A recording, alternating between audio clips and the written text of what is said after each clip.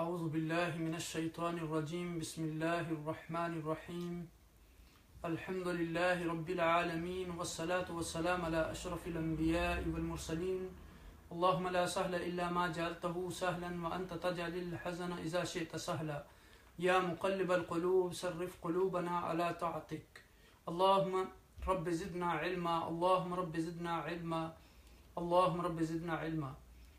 اللہ پاک کی حمد و ثناء اور آقا دو جہاں نبی مکرم تاجدار عرب و عجم سید المرسلین خاتم النبیین کی ذات گرامی پر درود و سلام کے بعد، رب کائنات کا احسان عظیم ہے کہ جس نے ہمیں ایک بار پھر یہ فرصت عطا کی کہ ہم قرآن حکیم کی آیات بینات کو سمجھنے کے لیے قرآن کی اس مبارک علمی مجلس میں مل بیٹھیں اور قرآن کو صحیح طریقے سے پڑھنے، سمجھنے، اس پر عمل کرنے اور اس کا پیغام دوسرے لوگوں تک پہنچانے کی کوشش کریں۔ اللہ سبحانہ و تعالیٰ سے دعا ہے کہ وہ ہماری اس چھوٹی سی کوشش کو اپنی بارگاہ میں قبول فرمائے، اور اللہ سبحانہ و تعالیٰ ہمیں ان آیات بینات کو صحیح طریقے سے سمجھنے کی توفیق عطا فرمائے، ہمیں فہم سلیم عطا فرمائے اور ہمارے دلوں کو قرآن کی روشنی سے مزین فرمائے۔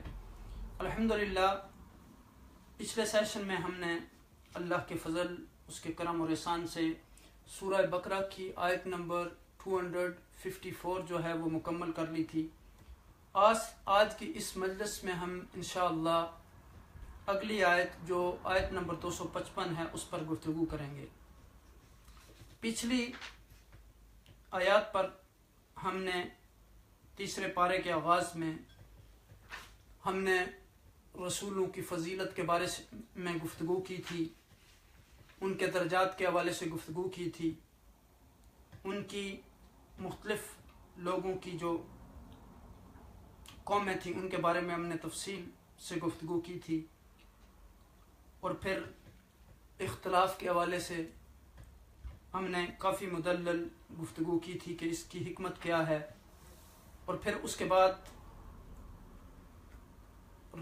رب کائنات کا اہل ایمان سے جو خطاب تھا کہ وہ اپنا مال اللہ کے راستے میں خرچ کریں جو اس نے دیا ہے، اس سے پہلے کہ وہ دن آئے جب آپ کا یہ مال بھی آپ کے کام نہیں آئے گا۔ یوم یاتی قبل ان یاتی یوم لا بیع فیہ ولا خلہ ولا شفاعۃ والکافرون هم الظالمون، یعنی من قبل ان یاتی یعنی اس سے پہلے کہ وہ دن آ جائے، یوم لا بیع فیہ ولا خلہ، جس دن نہ خرید و فروخت ہوگی اور نہ کوئی دوستی کام آئے گی اور نہ کوئی سفارش کام آئے گی۔ تو اس بارے میں ہم نے تفصیل سے گفتگو کی تھی کہ یعنی اس سورہ مبارکہ میں یعنی عبادت اور معاملات کے متعلق بہت سارے احکام فرمائے گئے، تو ان میں سے سب سے جو دشوار کام ہے ہم نے کہا تھا کہ وہ جان اور مال کا اللہ کے راستے میں قربان کرنا ہے۔ بیسیکلی آج کی جو آیہ کریمہ ہے آیت الکرسی، یہ بہت عظیم آیت ہے۔ رب کائنات نے ارشاد فرمایا اعوذ باللہ من الشیطان الرجیم بسم اللہ الرحمن الرحیم اللہ لا الہ الا هو الحی القیوم لا تأخذه سنة ولا نوم له ما في السماوات وما في الأرض من ذا الذي يشفع عنده إلا بإذنه يعلم ما بين أيديهم وما خلفهم ولا يحيطون بشيء من علمه إلا بما شاء وسع كرسيه السماوات والأرض ولا يؤوده حفظهما وهو العلي العظيم صدق اللہ العظیم۔ اس آیہ کریمہ میں اللہ سبحانہ و تعالیٰ کی وحدانیت، اللہ سبحانہ و تعالیٰ کی قدرت، اللہ سبحانہ و تعالیٰ کی صفات، اللہ سبحانہ و تعالیٰ کی عظمت، اس کی قدرت کاملہ، اس کے علم اور اس کی سلطنت، ان ساری چیزوں کا تذکرہ ہے۔ ارشاد گرامی ہے کہ اللہ لا الہ الا ہو، اللہ تعالیٰ ایسا ہے کہ اس کے سوا کوئی عبادت کے لائق نہیں، عبادت کے قابل نہیں۔ الحی القیوم، وہ زندہ تھامنے والا ہے۔ لا تاخذہ سنۃ ولا نوم، نہیں اسے پکڑ سکتی اونگ اور نیند، لہو ما فی السماوات و ما فی الارض، اس کا ہے جو کچھ آسمانوں میں ہے اور جو کچھ زمینوں میں ہے، من ذا الذی یشفع عندہ الا باذنہ، کون ہے جو سفارش کرے اس کے پاس بغیر اجازت کے، یعلم ما بین ایدیہم وما خلفہم، جو کچھ ان کے پیچھے ہے اور جو کچھ ان کے آگے ہے وہ جانتا ہے، ولا یحیطون بشیء من علم، اور نہیں احاطہ علمی میں لا سکتے مگر جس قدر علم یعنی دنیا وہی چاہے، یعنی اللہ سبحانہ وتعالیٰ جتنا کسی کو علم عطا کرنا چاہے، الا بما شاء وسع، مگر جتنا وہ چاہے، وسع کرسی السماوات والارض، اس کی کرسی آسمان اور زمین پر محیط ہے، ولا یہودہ حفظہما، اور اس کے لیے کوئی مشکل نہیں ہے حفاظت کرنا زمین اور آسمان کا، وہو العلی العظیم، اور وہی برتر عظمت والا ہے۔ اب دیکھیں کہ یہاں الحیو کا لفظ جو استعمال ہوا ہے اس سے مراد ہے زندہ، یعنی اللہ سبحانہ و تعالیٰ ازل سے ابد تک ہے، زندگی کی صفت اس کی ذاتی صفت ہے، نہ کبھی پہلے اس پر موت طاری ہوئی اور نہ کبھی اس کے بعد ہوگی۔ القیوم کا معنی ہے تھامنے والا، یعنی ایسی ہستی جو نہ صرف اپنی ذات سے قائم ہے بلکہ دوسروں کے قیام اور بقا کا بھی سبب ہے، اور سب کائنات کو سنبھالے ہوئے ہے، سب کائنات کا نظام سنبھالے ہوئے ہے۔ کرسی سے مراد اللہ سبحانہ و تعالیٰ کی قدرت اور طاقت ہے، یعنی اللہ تعالیٰ کا علم اور قدرت ساری کائنات پر غالب ہے، یعنی وہ یشفع عندہ، اس کے پاس سفارش کرے، یعنی شفاعت کے معنی سفارش کے ہیں، اور شافع اس کو کہتے ہیں جو سفارش کرنے والا ہو۔ تو قرآن مجید میں اس حقیقت کو کئی بار دہرایا گیا کہ اللہ تعالیٰ کے حضور کسی کو اس کی اجازت کے بغیر سفارش کی اجازت نہ ہوگی، اور جو سفارش کرے گا وہ بھی حق و صداقت کے خلاف نہیں کرے گا۔ اس ایک مختصر سے جملے نے سابقہ امتوں کے غلط عقیدے کی تردید کر دی۔ اب دیکھیں کہ اس آیہ کریمہ میں، یعنی یہ قرآن کی یہ عظیم شان آیت جو ہے یہ آیت الکرسی کہلاتی ہے، اللہ تعالیٰ کی صفات، اللہ کی وحدانیت، عظمت کا بیان، اور یہ کہ اللہ تعالیٰ ہمیشہ سے موجود ہے اور ہمیشہ رہے گا، اسے کبھی فنا نہیں، صرف وہی ہے جو عبادت کے لائق ہے، وہ ایسی صفتوں کا مالک ہے کہ اس کے علاوہ کسی کی تعریف مناسب نہیں، وہ کل مخلوق کا پیدا کرنے والا، سب کا پالنے والا، تمام کی ضرورتوں کو پورا کرنے والا ہے، اور ان تمام کاموں کے کرنے میں اس کا کوئی شریک نہیں، اسے کسی مددگار کی ضرورت نہیں، اسے کسی ہیلپر کی ضرورت نہیں، وہ اکیلا ہی سارے کام انجام دیتا ہے، اور وہ ذات ان پر پوری طرح حاوی ہے، وہ ازل سے ہے اور ابد تک وہ ذات رہے گی، اس کی ذات سے ہی سب زندہ ہیں اور ہمیشہ سے وہ قائم ہے اور دوسروں کے قائم رہنے کا سبب ہے، اسے کبھی تھکاوٹ نہیں ہوتی، ساری کائنات کے اس قدر وسیع و عریض انتظام کے باوجود بھی اسے نہ آرام کی ضرورت پڑتی ہے، نہ کبھی اسے اونگ آتی ہے، نہ نیند، وہ ہمم وقت بیدار اور ہوشیار ہے وہ ذات۔ اللہ سبحانہ و تعالیٰ کی قدرت جو ہے اس کا حلقہ اختیار تنگ یا محدود نہیں، بلکہ ساری کائنات زمین و آسمان پر محیط ہے، سب کچھ اسی کے لیے ہے، اسے ہر چیز پر اختیار اور غلبہ حاصل ہے، اور تمام چیزیں اس کے حکم سے بندھی ہوئی ہیں، اور جس طرح چاہے اللہ سبحانہ تعالیٰ ان چیزوں سے کام لیتے ہیں۔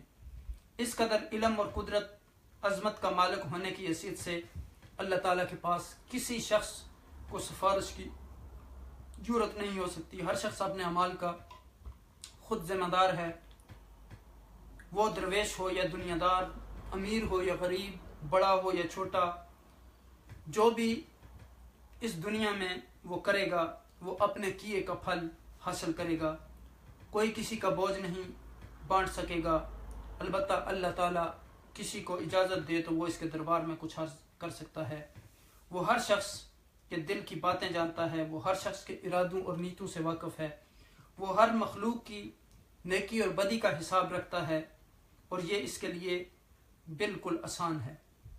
اب دیکھیں کہ اللہ سبحانہ و تعالیٰ کی شان، کسی کو اتنی طاقت نہیں کہ اس کے علم کا ذرہ برابر بھی حصہ جو ہے وہ اس کے بعد کا احاطہ کر سکے، اس کے علم کا کچھ حصہ اس کی اجازت کے بغیر پا سکے، اللہ سبحانہ تعالیٰ کی پرمیشن کے بغیر جان سکے، بلکہ جس قدر علم کسی کو حاصل ہے وہ سب اللہ سبحانہ تعالیٰ کے رحم و کرم، اس کے فضل، اس کے احسان کا نتیجہ ہے۔ اس کی کرسی علم اور کرسی حکومت کل کائنات کا جو ہے وہ احاطہ کیے ہوئے ہے۔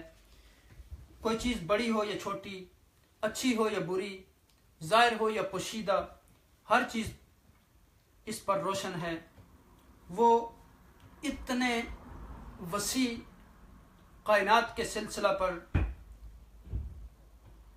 نگرانی سے کبھی بھی نہیں تھکتا۔ اس کے لیے یہ سب انتظام جو ہے یہ آسان کام ہے۔ وہ ہر عیب سے پاک ہے، تمام صفتوں اور خوبیوں کا مالک ہے، اس کے مرتبہ کی کوئی انتہا نہیں۔ مختصر یہ کہ آیت الکرسی میں اللہ سبحانہ تعالیٰ کی مدرجہ ذیل جو صفات بیان کی گئی ہیں وہ یہ ہیں کہ الحی یعنی زندہ ہے اللہ سبحانہ تعالیٰ، القیوم خود قائم رہنے والا ہے اور دوسروں کو قائم رکھنے اور کائنات کے نظام کو تھامنے والا ہے۔ پھر فرمایا کہ لا تاخذہ سنۃ ولا نوم، اسے نہ نیند آتی ہے نہ اونگ۔ پھر فرمایا کہ لہ ما فی السماوات و ما فی الارض، زمین اور آسمان میں جو کچھ ہے اس کا ہے اور اسی کے لیے ہے۔ پھر فرمایا من ذا الذی یشفع عندہ الا باذنہ، یعنی اس کی اجازت کے بغیر کوئی اس کے سامنے کسی کی سفارش نہیں کر سکے گا۔ پھر فرمایا کہ یعلم ما بین ایدیہم وما خلفہم، یعنی وہ ہر کسی کے تمام حالات سے باخبر ہے۔ پھر فرمایا کہ ولا یحیطون بشیء من علم الا بما شاء، کوئی اس کے علم و اقتدار میں سے کچھ چھین نہیں سکتا۔ وسع کرسی السماوات والارض، زمین اور آسمان ساری کائنات اس کی حفاظت کے لیے ہے۔ ولا یعود حفظہما وهو العلی العظیم، اور بلند ان آسمان اور زمین کی حفاظت اس کے لیے مشکل کام نہیں، اور بلندی اور عظمت اسی ذات کے لیے ہے۔ اب آپ دیکھیں یہاں کہ فرمایا کہ اللہ لا الہ الا هو الحی القیوم لا تاخذہ سنۃ ولا نوم لہ ما فی السماوات وما فی الارض من ذا الذی یشفع عندہ الا باذنہ یعلم ما بین ایدیہم وما خلفہم ولا یحیطون بشیء من علمہ الا بما شاء وسع کرسی السماوات والارض ولا یؤودہ حفظہما وهو العلی العظیم۔ پہلی بات یہ ہے کہ اس آیہ کریمہ کا نام جو ہے وہ آیت الکرسی ہے۔ صاحب تفسیر ابن کثیر نے بیان کیا ہے کیونکہ اس میں اللہ تعالیٰ کی صفات کا بیان ہے۔ اللہ تعالیٰ کے سوا کوئی بھی عبادت کے لائق نہیں، وہ ہمیشہ سے خود قائم ہے، زندہ ہے، اس کو نہ نیند آتی ہے نہ اونگ آتی ہے، ان چیزوں سے وہ پاک ہے۔ اس کی کرسی حکومت زمین اور آسمان کو محیط ہے، کائنات کا سارا نظام اس کی تدبیر سے رواں دواں ہے، اور اس کی نگہبانی کے لیے کوئی چیز بھی اس کے لیے دشوار نہیں۔ تو اس ذات کی بارگاہ ذوالجلال میں صرف وہی شفاعت کر سکے گا جسے رب کائنات کی اجازت ہوگی۔ اس کائنات کا حقیقی مالک اللہ تعالیٰ ہے، اس کا علم کائنات کے ہر ذرہ کو محیط ہے، اور مخلوق صرف اتنا علم رکھتی ہے جتنا اللہ تعالیٰ اسے عطا فرماتا ہے۔ پھر آیت الکرسی کی فضیلت میں بے شمار یعنی اقوال ہیں۔ حضور نبی اکرم صلی اللہ علیہ وسلم نے فرمایا کہ جو شخص ہر فرض نماز کے بعد آیت الکرسی پڑھتا ہے، اس کی موت کے بعد جنت میں داخل ہونے سے اسے کوئی نہیں روک سکتا، یعنی صرف موت مانے ہو سکتی ہے، یعنی جب تک اس کی زندگی ہے۔ پھر آپ دیکھیں کہ اس آیہ کریمہ میں جب حضور نبی اکرم صلی اللہ علیہ وسلم نے ابی بن کعب رضی اللہ تعالی عنہ سے پوچھا کہ قرآن میں سب سے بڑی آیت کون سی ہے، تو آپ نے عرض کیا کہ یا رسول اللہ صلی اللہ علیہ وسلم اللہ و رسولہ عالم۔ پھر آپ نے دوبارہ پوچھا تو پھر انہوں نے فرمایا کہ اللہ و رسولہ عالم۔ پھر تیسری مرتبہ جب پوچھا تو آپ نے فرمایا کہ آیت الکرسی۔ تو حضور نبی اکرم صلی اللہ علیہ وسلم نے ارشاد فرمایا اے ابو منذر تجھے تیرا یہ علم مبارک ہو. گویا حضور نبی اکرم صلی اللہ علیہ وسلم نے ابو منذر رضی اللہ تعالی عنہ کو مبارکباد بھی دی اور خوشخبری بھی سنائی. تو آپ دیکھیں کہ یعنی اس آیہ کریمہ کے بارے میں آتا ہے کہ رات کو آیت کرسی پڑھنے والا شخص جو ہے اللہ سبحانہ و تعالی اس کی حفاظت کے لیے ایک محافظ مقرر کر دیتے ہیں جو صبح فجر تک اس کی حفاظت کرتا ہے، اور صبح فجر کے وقت پڑھنے والے کی حفاظت کے لیے ایک محافظ مقرر کر دیا جاتا ہے جو شام تک اس کی حفاظت کرتا ہے. تو آپ دیکھیں کہ یعنی آیت الکرسی کو صحیح تلفظ کے ساتھ پڑھنا، تجوید کے احکامات کے ساتھ پڑھنا، جیسے ابن جزری رحمہ اللہ نے کہا کہ من لم یجود القرآن آثم، یعنی جو قرآن کو تجوید کے ساتھ نہیں پڑھتا وہ گنہگار ہوتا ہے. اس کو زبانی یاد کرنے کا اہتمام کرنا، اس کے معانی کو سمجھنا، پھر معانی کو سمجھ کر ان معانی کو اپنے ذہن نشین کر کے پڑھنا، اللہ کی عظمت، اس کی قدرت، اس کی کبریائی، اس کی حکومت، اس کی سلطنت، اس کا علم، اس کی طاقت، اس کی قوت، اس کی صفات، ان ساری چیزوں کا ادراک کر کے جب آپ آیت کرسی پڑھیں گے تو پھر آپ اور کیفیات آپ کو حاصل ہوں گی. اب دیکھیں کہ یعنی فرمایا گیا ایک دوسری جگہ پہ کہ وَتَوَكَّلْ عَلَى الْحَيِّ الَّذِي لَا يَمُوتُ وَسَبِّحْ بِحَمْدِهِ وَكَفَى بِهِ بِذُنُوبِ عِبَادِهِ خَبِيرًا.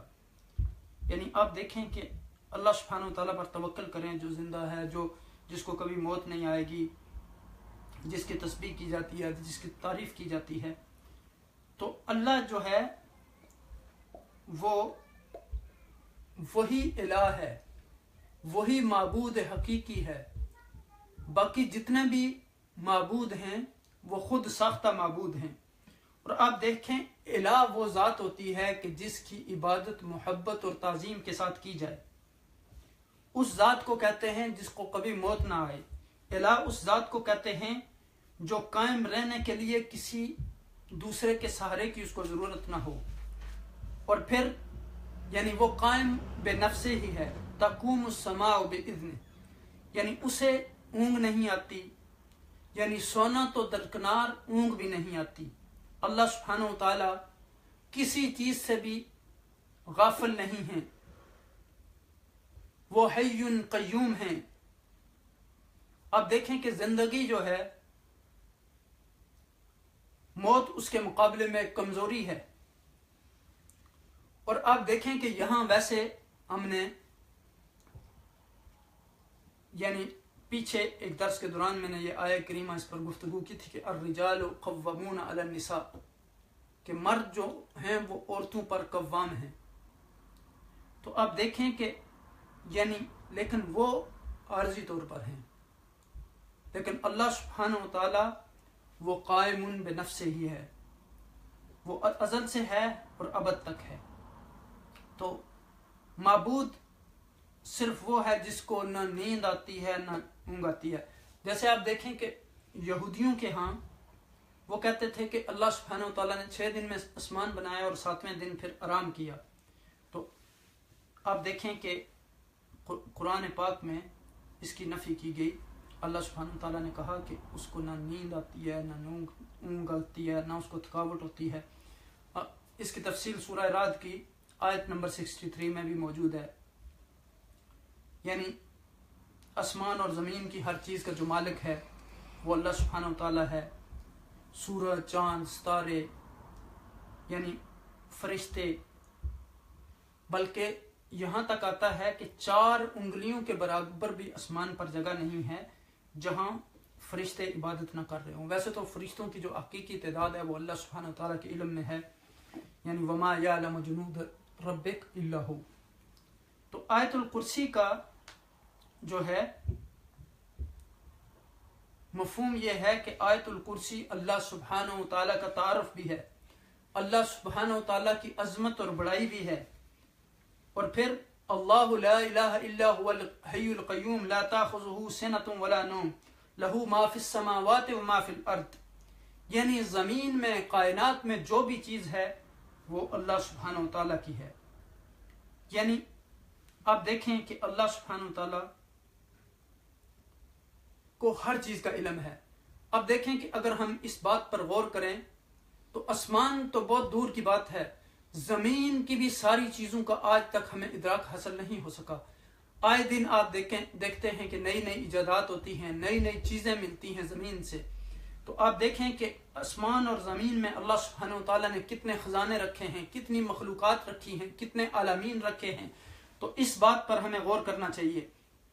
یہاں یہ بھی فرمایا گیا کہ کون ہے ایسا شخص جو اس کی اجازت کے بغیر سفارش کر سکے، یعنی قیامت کے دن. صرف یہاں دنیا کا نہیں، وہ آخرت کا بھی مالک ہے. مالک یوم الدین، الحمدللہ رب العالمین، الرحمن الرحیم، مالک یوم الدین، ایاک نعبد و ایاک نستعین، اہدنا الصراط المستقیم، صراط الذین انعمت علیہم غیر المغضوب علیہم ولا الضالین. ہم نے سورہ فاتحہ کے درس میں بڑی تفصیل سے اس پر گفتگو کی تھی. پھر آپ سورہ اخلاص کو دیکھ لیجئے کہ قل هو اللہ احد اللہ الصمد لم یلد ولم یولد ولم یکن له کفوا احد. تو اللہ سبحانہ و تعالیٰ کی ذات، اللہ سبحانہ و تعالیٰ کی قدرت. آپ دیکھیں کہ اللہ الذی رفع السماوات، یہ بھی سورہ رعد کی اگر آپ دوسری آیت کو پڑھیں تو اس میں یہ ساری موجود ہیں چیزیں کہ سورج، چاند، ستارے، فرشتے، یعنی یہ ساری چیزیں جو ہیں اللہ سبحانہ و تعالیٰ نے ان کو بنایا ہے. تو آپ دیکھیں کہ جیسا کہ میں نے کہا کہ آسمان پر 4 انگلیوں کے برابر بھی روایات میں آتا ہے، ایسی جگہ نہیں ہے جہاں فرشتے اللہ سبحانہ و تعالیٰ کی عبادت نہ کر رہے ہیں. تو آپ دیکھیں کہ اس آیہ کریمہ میں مومن کے حق میں شفاعت ہوگی، لیکن اللہ سبحانہ و تعالیٰ کی اجازت کے بغیر. جب یہ کہا جائے گا کہ لمن الملک اليوم للہ الواحد القہار او الملک یومئذ للہ، اللہ اکبر. کیونکہ وہی عبادت کے لائق ہے. جو کچھ ہمارے سامنے ہے، جو کچھ ہمارے پیچھے ہے، جو کچھ ظاہر ہے، جو پوشیدہ ہے، جو ہم نے آج سے پہلے کیا، جو سالوں پہلے کیا، جو صدیوں پہلے کیا، جو ہم کرنے والے ہیں، ہر چیز کا ایک ایک ذرے کا علم اللہ سبحانہ و تعالیٰ کے علم میں ہے. آپ دیکھیں کہ ہم کوئی کام کرتے ہیں، 2 ماہ گزر جاتے ہیں، 6 ماہ گزر جاتے ہیں، 1 سال گزر جاتا ہے، ان میں سے شاید کوئی چھوٹی موٹی باتیں ہمیں یاد رہ جائیں، باقی سب بھول جاتا ہے. لیکن اللہ سبحانہ و تعالیٰ کے علم میں ہر چیز ہے، یعنی اس کا علم ہر چیز پر چھایا ہوا ہے. کوئی شخص ایسا نہیں جو اس کے علم کا احاطہ کر سکے سوائے اس کے کہ اللہ سبحانہ و تعالیٰ جو کسی کو عطا کر دے. اور پھر آپ دیکھیں کہ اس کی کرسی جو ہے وہ آسمان اور زمین پر چھائی ہوئی ہے، اللہ کے عرش کے سامنے قدموں کے برابر ہے. اور روایات میں آتا ہے کہ اس کی مثال ایسی ہے کہ جیسے صحرا میں یعنی ایک مندری پھینک دی جائے. تو آپ دیکھیں کہ وہ جیسے نظر نہیں آتی. تو اللہ سبحانہ و تعالیٰ کی قدرت جو ہے وہ تمام چیزوں پر چھائی ہوئی ہے. اور اللہ سبحانہ و تعالیٰ کو ان چیزوں کی حفاظت تھکاتی نہیں. وہ زمین اور آسمان میں وہ بہت ہی بڑا ہے، ہر چیز سے بڑا ہے، کائنات کی ہر چیز سے بڑا ہے، ہر حاکم سے بڑا ہے، ہر بادشاہ سے بڑا ہے. اللہ اکبر. تو اب دیکھیں کہ یہ عظیم صورت کے بارے میں ہم نے پڑھا تھا کہ سورہ فاتحہ بھی ویسے جو ہے وہ بڑی اہم صورت ہے. اور وہاں تو جب یہ صورت ایک صحابی کو سکھائی گئی تو بتایا گیا کہ یہ بہت عظیم صورت ہے. اور آپ دیکھیں کہ اس آیہ کریمہ میں بعض لوگوں نے کہا کہ 18 بار اللہ سبحانہ و تعالیٰ کا ذکر آیا، بعض لوگوں نے کہا کہ 21 مرتبہ اللہ سبحانہ و تعالیٰ کا ذکر آیا. لیکن آپ دیکھیں کہ بار بار اللہ سبحانہ و تعالیٰ اللہ لا الہ الا ہو الحی القیوم تاخذہ، پھر لہو یشفع عندہ الا باذن، یہ جتنی بھی ضمائر ہیں یہ اللہ سبحانہ وتعالیٰ کی طرف لوٹ رہی ہیں. اور پھر اللہ سبحانہ وتعالیٰ کے اس اسم اللہ کا جو اعجاز ہے وہ اس سے بھی واضح ہوتا ہے. آپ کوئی بھی نام اگر اس کے حروف کو آپ ڈیلیٹ کر دیں، حذف کر دیں، ختم کر دیں، ان کو مٹا دیں تو اس کے معنی تبدیل ہو جاتے ہیں. لیکن آپ اگر اللہ کے الف کو ہٹا دیں تو پھر للہ بنتا ہے اللہ سبحانہ وتعالیٰ کے لیے. پھر پہلے لام کو بھی ہٹا دیں تو لاہو بنتا ہے، دوسرے لام کو بھی ہٹا دیں تو ہو بنتا ہے. تو ہر صورت میں معنی وہی اللہ سبحانہ وتعالیٰ کا ہی رہتا ہے. اب دیکھیں کہ اس آیہ کریمہ میں کتنے کمالات ہیں اللہ سبحانہ وتعالیٰ کے. یعنی یہ اللہ سبحانہ وتعالیٰ کا ذاتی نام ہے، اس کو پڑھنے کا انسان کو اہتمام کرنا چاہیے. اور جیسا کہ میں نے عرض کیا کہ جنت میں داخلے کے لیے جو شخص اس کو ہر فرض نماز کے بعد پڑھنے والا ہے، صرف موت مانے ہے، موت کے علاوہ کوئی چیز اس کو فرمایا گیا کہ روک نہیں سکے گی. تو اب دیکھیں کہ ایک روایت میں آتا ہے کہ موسیٰ علیہ السلام نے اللہ سبحانہ تعالیٰ سے سوال کیا کہ آپ کو نیند نہیں آتی، آپ کو اونگ نہیں آتی، تو موسیٰ علیہ السلام کو حکم دیا گیا. بعض روایات میں آیا کہ گلاس میں پانی ڈالیں، بعض میں آیا کہ بوتل میں پانی ڈالیں. تو پھر جب وہ ان کو کہا گیا کہ کھڑے ہو جائیں، وہ کھڑے ہو گئے تو وہ گلاس یا بوتل ان کے ہاتھ سے گر گئی تو وہ ٹوٹ گئی. تو رب کائنات نے کہا کہ اگر یعنی جو اس دنیا کا خالق اور مالک ہے، جو رب ہے، اگر وہ اس طرح غافل ہو جائے تو ساری کائنات کا جو نظام درم برہم ہو جائے. لیکن اکثر مفسرین نے کہا کہ یہ جو روایت ہے یہ ایک تو ایسا نہیں ہو سکتا کہ ایک نبی جو ہے وہ اللہ سبحانہ وتعالیٰ سے اس طرح کا سوال کرے، اور دوسرا یہ ہے کہ یہ یعنی یہ اسرائیلیات کی روایات جو ہیں ان میں سے ہے. تو بہرحال یعنی اس کی عظمت اللہ سبحانہ وتعالیٰ کی اور حقانیت یعنی واضح ہے. اور خاص کر ایک پیغمبر ہوتے ہوئے ان کو تو ہرگز اس طرح کے یعنی اللہ عالم سوال کی ضرورت نہیں تھی. اور پھر آپ دیکھیں کہ اللہ سبحانہ وتعالیٰ یعنی ان کو نہ نیند آتی ہے نہ اونگ آتی ہے، اور اللہ سبحانہ وتعالیٰ کے دروازے انسان کے لیے ہر وقت کھلے ہوئے ہیں، چاہے صبح ہو، دوپہر ہو، شام ہو، رات ہو، فجر ہو، تہجد کا ٹائم ہو. آپ ویسے کسی کو اگر کال کرنا چاہیں، کسی کے ساتھ کام ہے تو آپ کہتے ہیں اب رات کا ٹائم ہے، لیٹ ہو گیا ہے، صبح کریں گے. لیکن اللہ سبحانہ وتعالیٰ کے دربار میں جب بھی آپ اپنے ہاتھ اٹھائیں گے، جب بھی سجدہ ریز ہو جائیں گے، جب بھی کوئی دعا کریں گے تو اللہ سبحانہ وتعالیٰ آپ کی اس ضرورت کو پورا کریں گے. یعنی آسمانوں میں جو فرشتے ہیں وہ بھی اسی کے ہیں، ستارے بھی اسی کے ہیں، چاند بھی، جتنی مخلوقات ہیں وہ اللہ سبحانہ وتعالیٰ کی ہیں. اب دیکھیں کہ روایات میں یہ بھی آتا ہے کہ بیت کی سیدھ میں 7ویں آسمان پر بیت المعمور ہے، جہاں جس طرح خانہ کعبہ میں کعبہ کا طواف کیا جاتا ہے، اسی طرح فرشتے اس بیت المعمور کا طواف کرتے ہیں. اور روایات میں آتا ہے کہ جو فرشتہ ایک مرتبہ طواف کر لے گا قیامت تک پھر اس کا دوبارہ جو ہے وہ نمبر نہیں آئے گا، اس کی باری نہیں آئے گی. تو آپ اس سے تصور کر لیں کہ کتنے فرشتے وہاں طواف کرتے ہیں کہ وہ قیامت تک دوبارہ طواف نہیں کر پائیں گے، ان کی باری نہیں آئے گی جس نے ایک دفعہ کر لیا. پھر آپ دیکھیں کہ زمینوں میں انسان ہیں، چرند ہیں، پرند ہیں، بے شمار مخلوقات ہیں. زمینوں کی تہوں میں ہمیں معلوم نہیں کہ کتنے کتنے خزانے اللہ سبحانہ وتعالیٰ نے رکھے ہیں، کیڑے مکوڑے ہیں. اور امام قرطبی رحمۃ اللہ علیہ نے ذکر کیا ہے کہ 18,000 مخلوقات ہیں جو جن کی بڑی مشہور تفسیر کی کتاب ہے احکام القرآن، جامع احکام القرآن للقرطبی. تو آپ دیکھیں کہ فرشتے اس میں سے ایک قسم ہے، انسان ان میں سے ایک قسم ہے، اسی طرح ہر چیز جو ہے وہ ایک قسم ہے. تو آپ دیکھیں کہ ان 18,000 قسموں میں پھر ہر قسم کی کتنی تعداد ہوگی. تو اللہ سبحانہ تعالیٰ کے بارے میں قرآن میں آتا ہے کہ لا یضل ولا ینسیٰ، نہ وہ بھولتا ہے نہ وہ بھٹکتا ہے. اور پھر ماؤں کے رحموں میں ماداؤں کے یعنی مادہ چیزیں جتنی بھی ہیں ان کے پیٹوں میں جو چیزیں آتی ہیں وہ بھی اللہ سبحانہ تعالیٰ کے علم میں ہیں کہ کیا ہے. اور پھر اب دیکھیں کہ انسانوں کے عذاب، کسی کی آنکھیں بن رہی ہیں، کسی کے کان بن رہے ہیں، کسی کا چہرہ بن رہا ہے، کسی کے ہاتھ بن رہے ہیں، کسی کا دل بن رہا ہے، یہ ساری چیزیں بھی اس کے علم میں ہیں. اور آپ دیکھیں کہ کتنے لوگوں کے یہ عذاب بن رہے ہوتے ہیں، لیکن اللہ سبحانہ وتعالیٰ کو کسی چیز پر غلطی نہیں لگتی۔ آپ دیکھیں کہ انسان چھوٹی چھوٹی باتوں پہ کتنی غلطیاں کرتے ہیں۔ تو ساری کائنات کا، زمین اور آسمان کا نظام جو ہے وہ اللہ سبحانہ وتعالیٰ کے ہاتھ میں ہے۔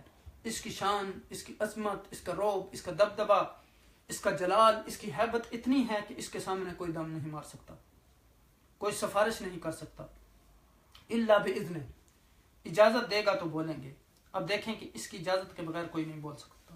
میدان محشر میں آپ صلی اللہ علیہ وسلم نے ارشاد فرمایا کہ سب کھڑے ہوں گے، کوئی نہیں بول رہا ہوگا۔ آدم علیہ السلام کے پاس جائیں گے، یعنی قیامت تک آنے والے سب جھنڈے کے نیچے ہوں گے، تو آدم علیہ السلام کے پاس جائیں گے۔ اس دن حساب کتاب شروع نہیں ہو رہا ہوگا، تو وہ کہیں گے کہ آپ نوح علیہ السلام کے پاس جائیں۔ نوح علیہ السلام کے پاس جائیں گے تو وہ بولیں گے کہ نہیں موسیٰ علیہ السلام کے پاس جائیں۔ عیسیٰ نہیں، وہ کہیں گے عیسیٰ علیہ السلام کے پاس جائیں۔ آخر میں محمد صلی اللہ علیہ وسلم کے پاس آئیں گے، آپ بولیں گے کہ آپ اللہ سے کہیں حساب کتاب تو شروع ہو۔ تو پھر حضور نبی اکرم صلی اللہ علیہ وسلم سجدے میں پڑیں گے، تو اس کے بعد اللہ سبحانہ وتعالیٰ حضور نبی اکرم صلی اللہ علیہ وسلم کو اجازت دیں گے، تو آپ صلی اللہ علیہ وسلم جو ہے وہ اللہ تعالیٰ سے اس کی امت کی اور انسانوں کی جو ہے وہ شفاعت کریں گے۔ تو آپ اس سے اندازہ کر سکتے ہیں، اور اس شفاعت کو شفاعت کبریٰ کہا جاتا ہے، اور یہ شفاعت کرنے والی ذات حضور نبی اکرم صلی اللہ علیہ وسلم کی ذات ہوگی۔ اب دیکھیں کہ فرمایا گیا کہ یعلم ما بین ایدیہم ما خلفہم، اللہ سبحانہ تعالیٰ کا علم، یعنی چاہے اس کا تعلق ماضی سے ہو یا حال سے ہو یا استقبال سے ہو، کسی بھی زمانے سے ہو، وہ اللہ کے علم میں ہے۔ یعنی ہمیں اپنی ماضی یاد نہیں رہتی، کوئی چند واقعات خاص خاص جو ہوتے ہیں وہ شاید یاد رہ جائیں، تو اللہ سبحانہ وتعالیٰ ہر آدمی کے ماضی کے حالات کی مکمل تفصیلات جانتے ہیں۔ کسی کی عمر 20 سال ہو گئی، 30 سال ہو گئی، 40 ہو گئی، 80 ہو گئی، جتنی بھی ہوگی، اس کی ہر چیز، کیا اس نے کھایا، کیا پیا، کہاں رہا، کیا کچھ کیا، یہ اللہ سبحانہ وتعالیٰ سب تفصیلات جانتے ہیں۔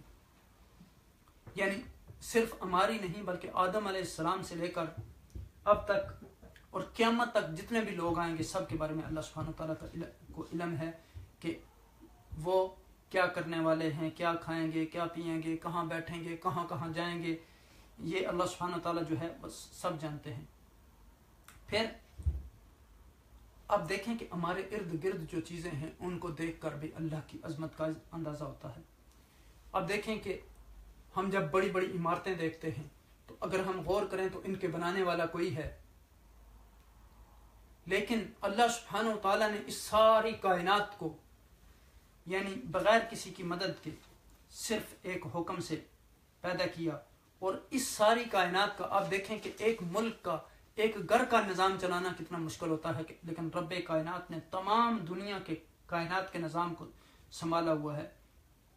اور پھر آپ دیکھیں کہ یعنی اتنا اس کا علم ہے کہ کوئی انسان اللہ سبحانہ وتعالیٰ کے علم کا احاطہ نہیں کر سکتا۔ وَلَا يُحِيطُونَ بِشَيْءٍ مِّنْ عِلْمِهِ إِلَّا بِمَا شَاءَ، کہ علم کا ذرہ بھی کوئی احاطہ نہیں کر سکتا۔ یعنی آپ اس سے تصور کریں کہ اللہ سبحانہ وتعالیٰ کا علم کتنا وسیع ہے۔ یعنی آپ دیکھیں کہ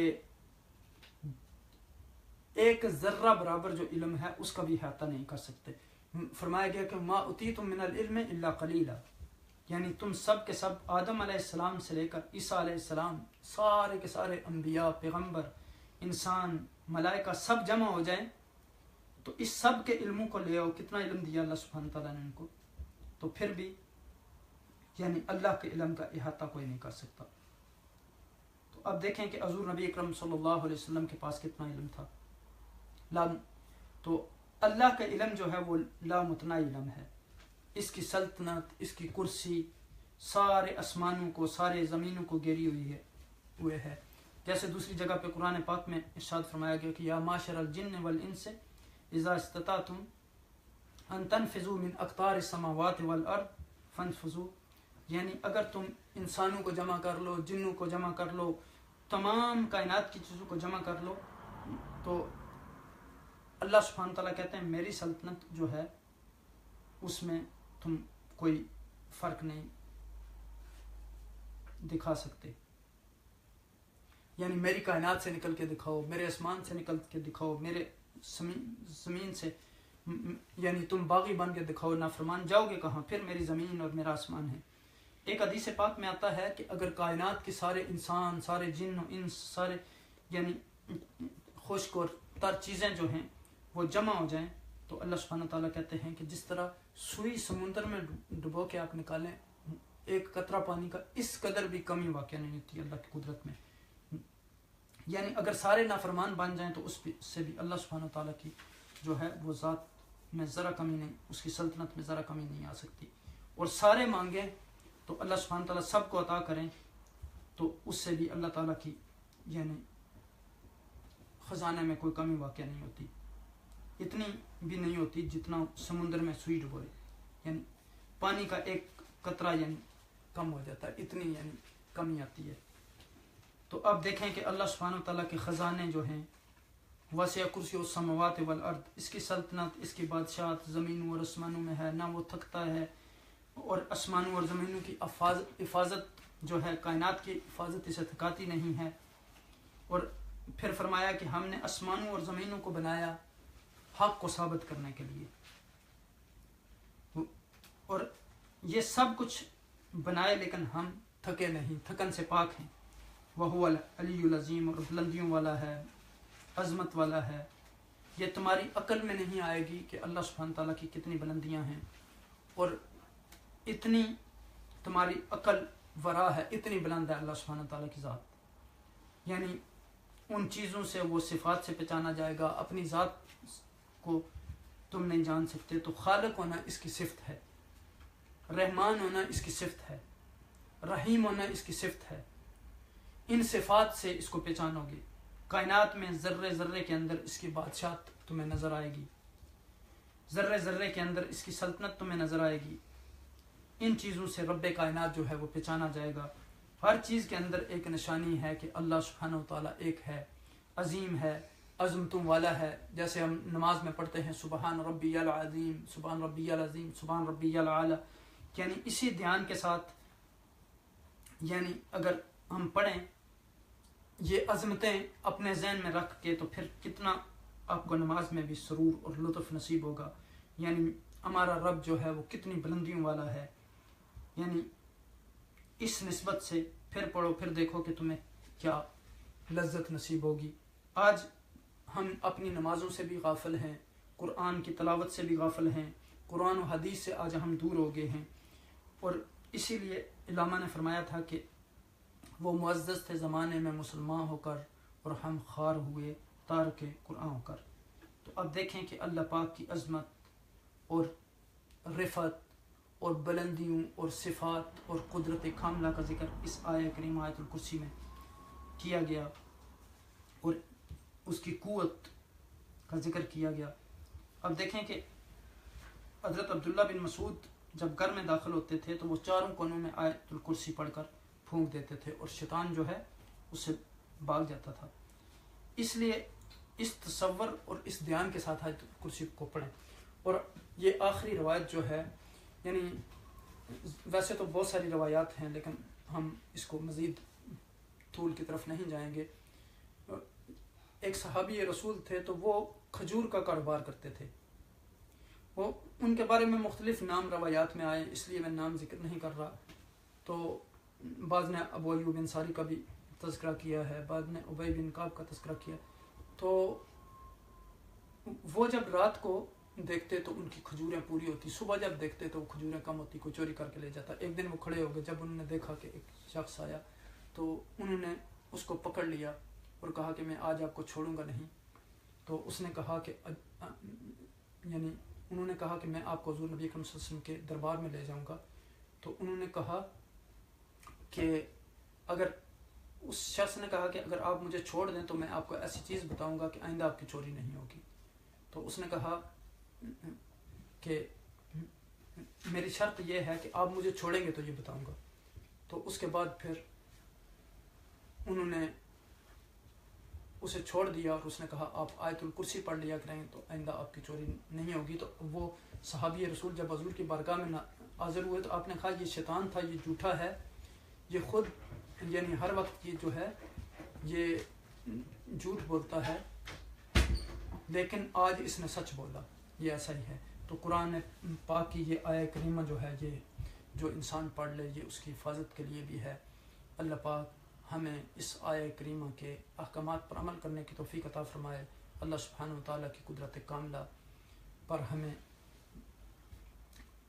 یقین کی توفیق عطا فرمائے۔ اللہ سبحانہ و تعالیٰ ہمیں اللہ اور اس کے رسول صلی اللہ علیہ وسلم کے احکامات پر عمل کرنے کی توفیق عطا فرمائے۔ اللہ سبحانہ و تعالیٰ کی رفتوں کا، شان کا، بلندی کا وہ اللہ سبحانہ و تعالیٰ اپنے خصوصی فضل کے ذریعے ہمارے دلوں میں جگزین فرما دے اور تقوی سے ہمارے دلوں کو مزین فرمائے۔ جزاکم اللہ خیر وما علینا الا البلاغ۔ السلام علیکم ورحمۃ اللہ وبرکاتہ۔